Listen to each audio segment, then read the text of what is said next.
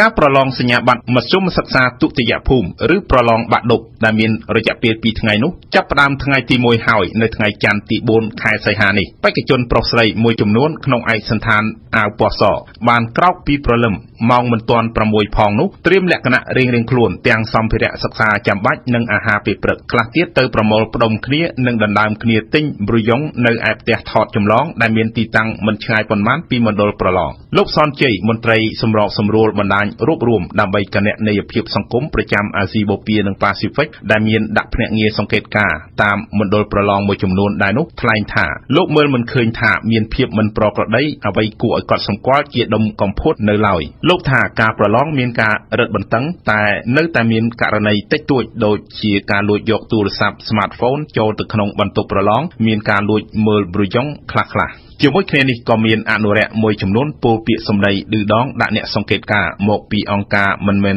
រដ្ឋាភិបាលទំនងជាពួកគេបានធ្វើជាឆ្អឹងទទឹងកឬធ្វើឲ្យខូចប្រយោជន៍ដោយដែលក្រុមអនុរិយមួយចំនួនធ្លាប់ទទួលបានកន្លងមកលោករងឈុនប្រធានសមាគមគ្រូបង្រៀនកម្ពុជាឯករាជ្យទទួលស្គាល់ថាការប្រឡងបាក់ឌុបពេញមួយព្រឹកនេះមានលក្ខណៈល្អប្រសើរជាងឆ្នាំទៅ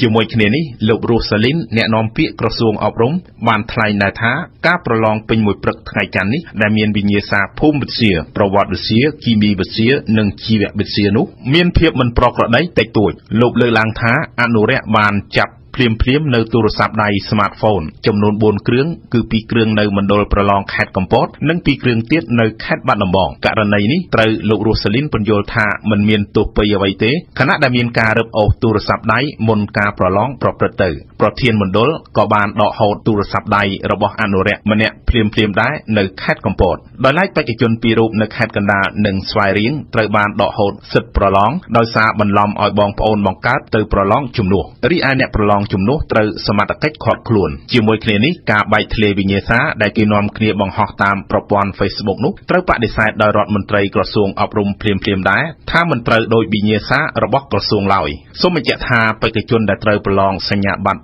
បាក់ឌុបនៅឆ្នាំនេះមានចំនួនជាង 93,000 នាក់រួមមាន